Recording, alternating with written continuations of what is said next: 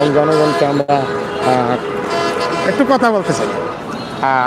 19 মাস আমাদের প্রধান উপদেষ্টা সভাপ্রধান ছিল, কিন্তু চলে যাবে, এটা কিভাবে দেখছেন? আমি খুব ভালোভাবেই দেখেছি, কারণ যেই যত কিছু মন্তব্য করুক, এই দেশের যে অবস্থা করিয়া রাইখা গেছে সাবেক দল যারা ক্ষমতায় ছিল, সেই ক্ষেত্রে উনি এমন একটা পর্যায়ে ক্ষমতার মধ্যে ছিল বা আসছে, ওই সময় কারোরই মাথা ঠিক থাকার কথা না। তারপরও প্রধান উপদেষ্টা ডক্টর ইউনূস সাহেবকে আমি ব্যক্তিগতভাবে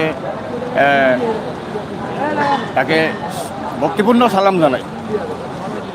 সালাম জানাই শুধু একটা কারণে, এই দেশের যে পরিস্থিতি রাইখা গেছে সাবেক সরকার, সে নির্ভীক সমাজকর্মী হিসাবে মোটামুটি মাঠ গুছায় একটা সুস্থ নির্বাচন দিতে পারছে।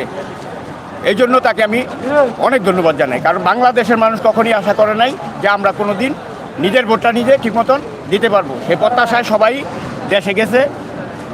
আশা করি সবাই সুস্থভাবে ভোট দিতে পারবো এবং সুস্থভাবে নির্বাচন হবে, এবং সুস্থভাবে নির্বাচনের যে তথ্য এবং রিপোর্ট সুস্থভাবেই ডিক্লেয়ার হইল।